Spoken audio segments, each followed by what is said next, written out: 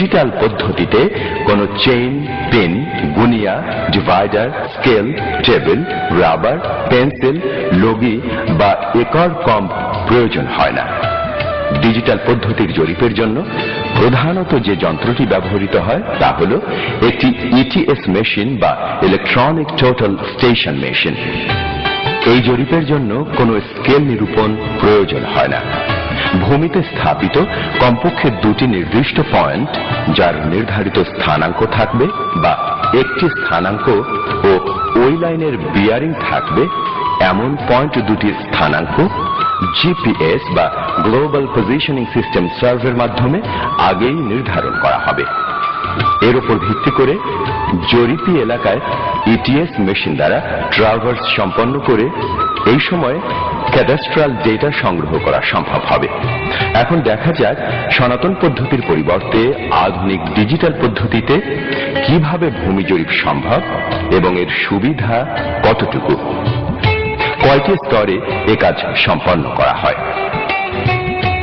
যে অঞ্চলে জরিপ হবে ওই অঞ্চলের কাছাকাছি পূর্বে স্থাপিত কমপক্ষে দুটি জিপিএস পয়েন্ট থেকে জরিপ এলাকায় সুবিধাজনক স্থানে জিপিএস পয়েন্ট বসাতে হবে, যার জন্য প্রয়োজন হবে কমপক্ষে এ কাজের জন্য নির্ধারিত পরিমাপের বিশেষ ধরনের কংক্রিট খুঁটি। প্রতিটি খুঁটি সরেজমিনে স্থাপন করে মার্ক রেজিস্টারে তার পরিচিতি নম্বর লিখে রাখতে হবে।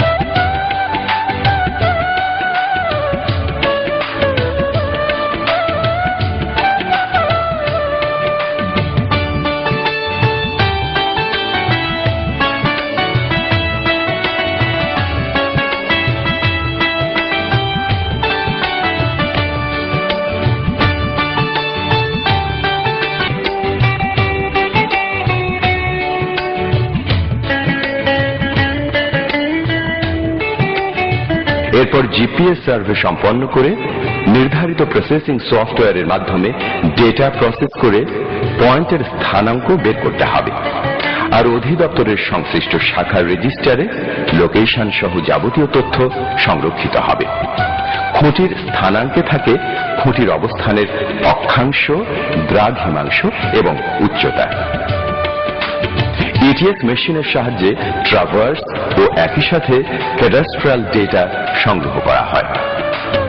ইটিএস মেশিনে সংগৃহীত ডেটা কম্পিউটারে ট্রান্সফার বা স্থানান্তর করে নির্দিষ্ট সফটওয়্যারের মাধ্যমে মৌজা নকশা প্রস্তুত হতে থাকে।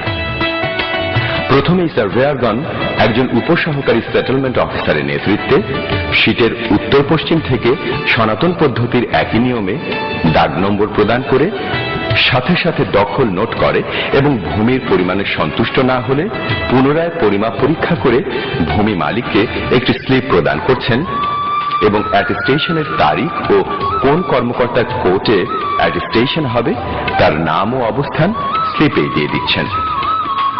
ভূমি মালিকের প্রদত্ত দখল স্লিপ অনুসারে কাগজপত্র যাচাই করে খতিয়ান প্রস্তুত করে একই সাথে সত্যায়ন করে বা অ্যাটেস্টেশন করে সরাসরি ভূমি মালিকের কাছে সরবরাহ করা হয়। একই সাথে যদি কোনো ডিসপিউট থাকে তবে তার শুনানি দিয়ে নিষ্পত্তি করা হয়। সরেজমিনে যদি কোনো নকশার পরিবর্তন হয় তবে তা সংশোধন করে কম্পিউটারে প্রসেস করার পর আবারও সংশোধিত এরিয়া পাওয়া যায়। এই পদ্ধতিতে ভুলের পরিমাণ সনাতন পদ্ধতির চেয়ে অনেক গুণ কম, প্রায় নেই বললেই চলে।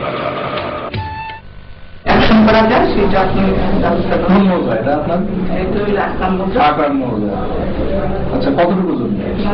9%। এটা কি আপনার নিজের খরিদকৃত জমি? কাইলে একটু প্রকাশ করবেন।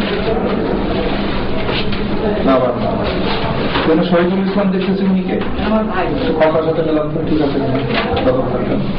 আপনার ভাই, আপনার বাবা মারা গেছেন? কয় ভাই কয় বোন আপনারা? জমি 9% দেখা যাচ্ছে সিট পাইছেন আপনি, এরিয়া নিয়ে তো কোনো অবজেকশন নাই। আচ্ছা, অ্যাটেস্টেশন বা তসদিকের পরপরই খসড়া প্রকাশনা বা ড্রাফট পাবলিকেশন দেয়া হচ্ছে। এখানে ব্যাপক কোনো যাচের প্রয়োজন হচ্ছে না। খসড়া প্রকাশনাকালেই ভূমির মালিক প্রয়োজনে আপত্তি মামলা দাখিল করতে পারবেন। তবে প্রজাস্বত্ব বিধিমালার বিধি 27 মোতাবেক সনাতন পদ্ধতির 30 কর্মদিবসের পরিবর্তে ডিজিটাল পদ্ধতিতে আপত্তি দাখিলের জন্য 60 কর্মদিবস রাখা হয়েছে। আপনার এই পিতার ডকুমেন্টস অনুযায়ী আপনার 3 ভাই এবং 5 বোন এবং 1 মা, তাদের নামে আপনার বক্তব্য অনুযায়ী রিপোর্ট প্রস্তুত করা হলো। এই যে পর্চা আর এই যে আপনার স্লিপ, জমির পরিমাণ 9%, এটা হচ্ছে 528 নম্বর বুঝার খতিয়ান। আসসালামু আলাইকুম। জমি ছিল আমার 28 সর্বমোট, এখন